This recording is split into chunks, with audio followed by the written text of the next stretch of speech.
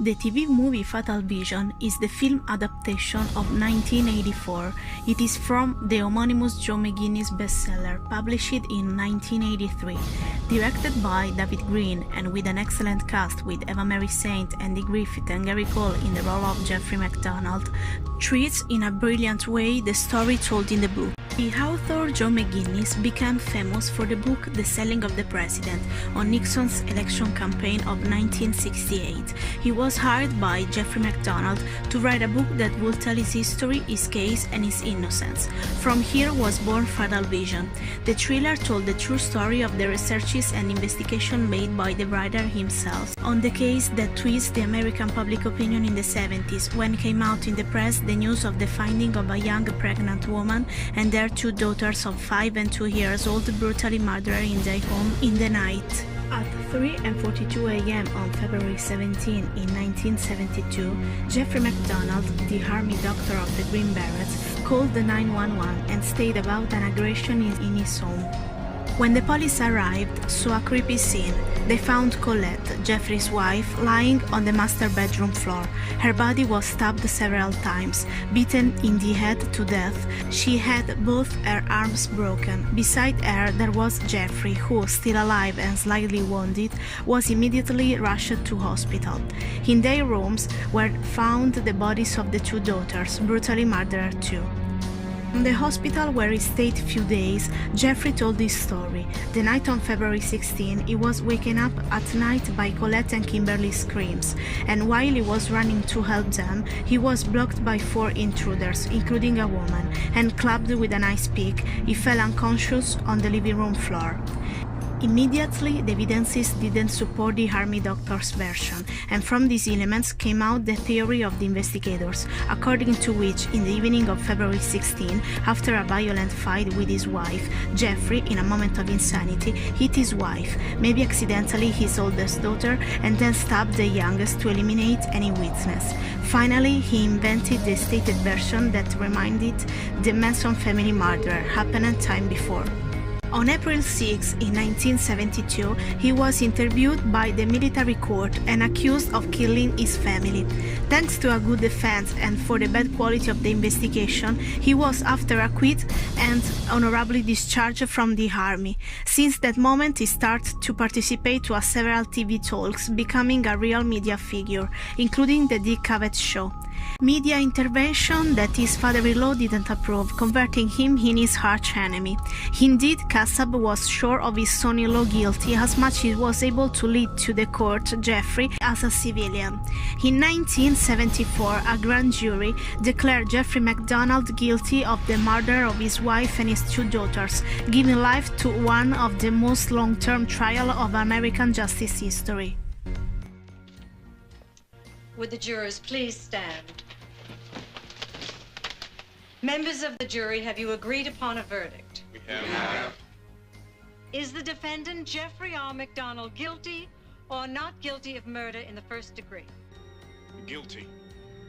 Guilty. Guilty. Guilty. Guilty. Guilty. Guilty. Guilty. Guilty. Guilty. Guilty.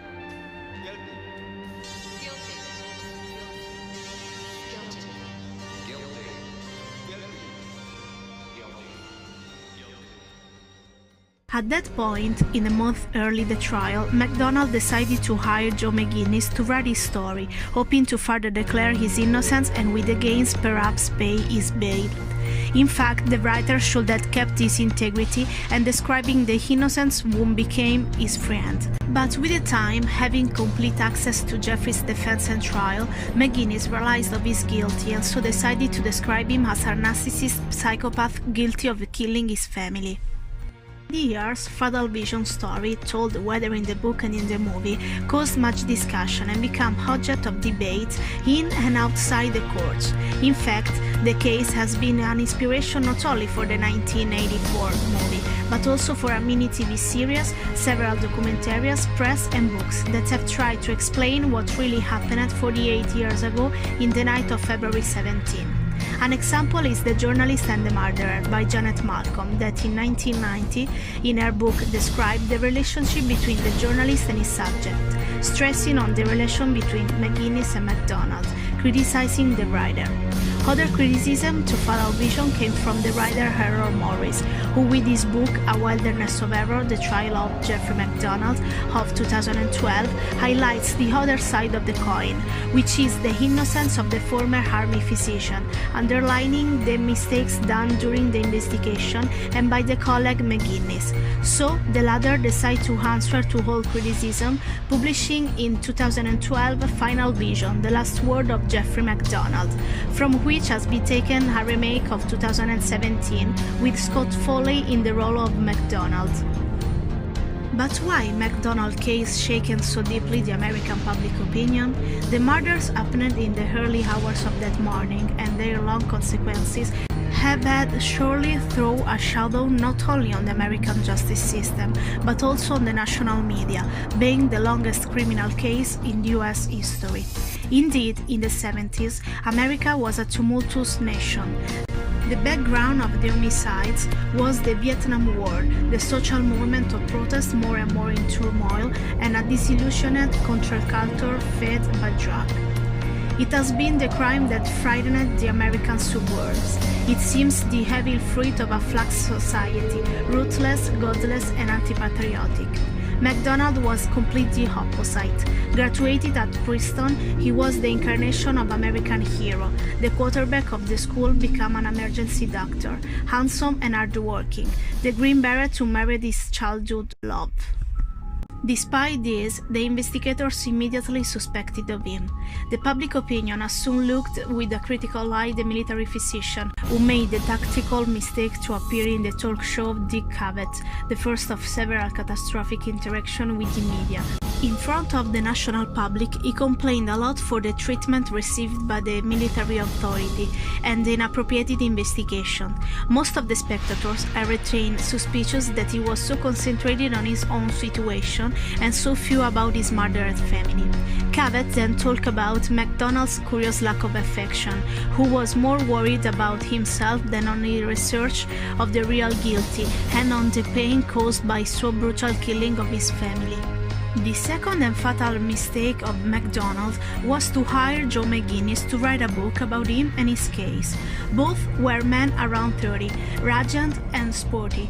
They enjoyed each other's company, although they had their own separate reasons to collaborate, become close friends. But in 1983, almost 4 years after the trial, McGinnis published Fatal Vision, a great narrative book carefully studied, but also a damn accused to MacDonald. It described the surgeon's lifestyle in the south of California, where he moved after leaving the army. It also reached a detailed killing of the character, who's represented as a narcissist, womanizer, and children's killer from his ex-friend. So, the bestseller Fatal Vision is a penetration to the heart of darkness that enshrouded one of the most complex criminal cases ever to capture the attention of the American public. It is haunting, startling, and suspenseful work that no reader will be able to forget. So, it remains a dilemma that we usually have. Is it better to read the book or watch the movie? Surely the book gives to the reader more details, more complexity of the history, and leaves space to free interpretation of some particulars. Instead, in the movie, the director becomes more like a conductor and acts like a filter, achieving easily to the spectator heart. In my opinion, in Fatal Vision, the movie and the book are both masterfully made, and the director, David Green, played a crucial role to recreate in the movie the feeling you have reading the book. That anxiety, bitterness, sadness, but at the meantime rage, that overwhelms since the beginning to the end who approach to the story. Reading the book or watching the movie, I have immediately noticed that it's impossible to remain impartial and not take a part in favor or against MacDonald. When such a brutal crime involves innocents and children, it is difficult to remain neutral, impartial and objective. The emotional involvement usually takes over, thanks also to a great elaboration of facts, as much as in the book and in the movie. I love my wife and my children very much. I never physically assaulted anyone in my life, and certainly not my wife and my 2 children. McDonald's trial is nowadays open and the hearing for his conditional release is fixed for May 2020. Working and considering the McDonald case and how it was managed by the American authorities seems inevitable to compare and referring to Italian stories, to long-term trials and victims who still today haven't had justice. So it is impossible not thinking about the case of Stefano Cucchi, who recently, after the movie Sulla mia pelle came out that told his story, we achieved a breakthrough in the trial, names and guilty, that maybe sooner or later will pay for what they have done more than 9 years ago. Trials that last years, putting aside the importance of who lost everything, of who lost his life and can't find peace in justice.